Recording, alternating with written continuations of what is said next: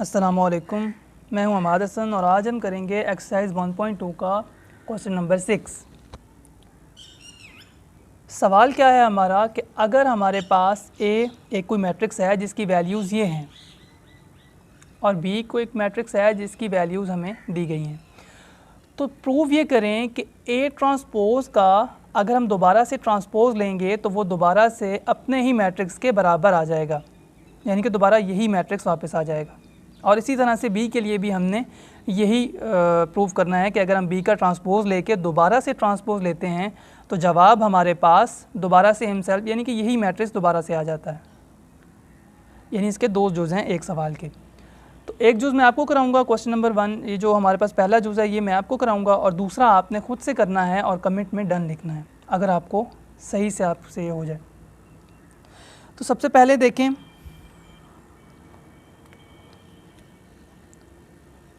Matrix है A is equal to 1 2 0 and 1। सबसे पहले हम क्या करेंगे, इसका ट्रांसपोज लेंगे। तो ट्रांसपोज के लिए इसके ऊपर मैं छोटा सा a लिखूँगा, सॉरी ट्री लिखूँगा और हमारे पास पहली रो है, इसमें मैं यहाँ पर लिखूँगा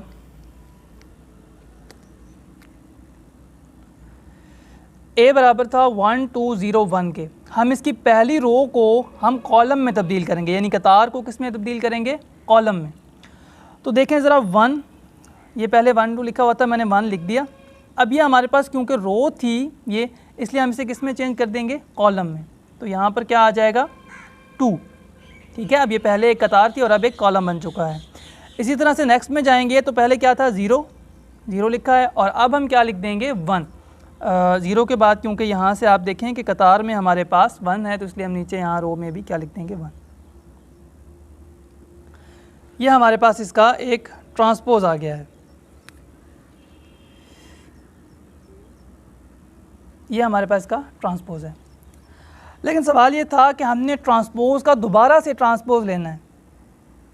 तो हम इसका दोबारा से जब ट्रांसपोज लेंगे तो क्या होगा, ए ट्रांसपोज, इसके ऊपर ब्रैकेट लगाएं, यानी ये जो हमारे पास आंसर आया है हमने इसका दोबारा से क्या लेना है, ट्रांसपोज लेना है। जब हम इसका ट्रांसपोज लेंगे तो क्या वैल्यूज़ आएंगी वो आपने देखनी है।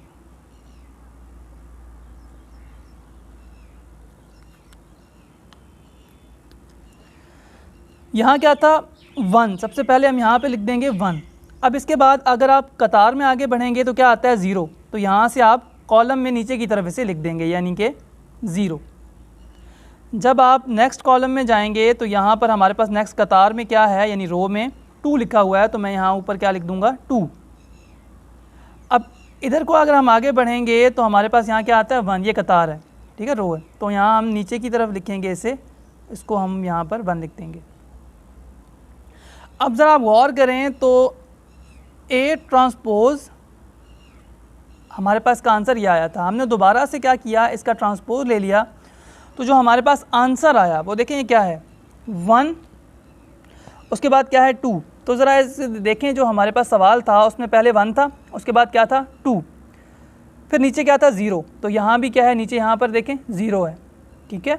उसके बाद यहाँ पर ऊपर देखें तो हमारे पास 1 है, तो यहाँ पर क्या है, यानी कि ये सेम एज इट इज़ वही मैट्रिक्स हमारे पास ए वापस आ गया है। यानी कि ए का हमने ट्रांसपोज लिया और जब दोबारा से ट्रांसपोज लिया तो वो हमारे पास ए के बराबर आ गया। और यही बात हमने प्रूव करनी थी। हमने यही बात प्रूव करनी थी। अब अगर हम बी की बात करें, मैट्रिक्स बी की, तो बी में हम इसको कैसे प्रूव करेंगे, आपने पहले बी का ट्रांसपोज ले लेना है।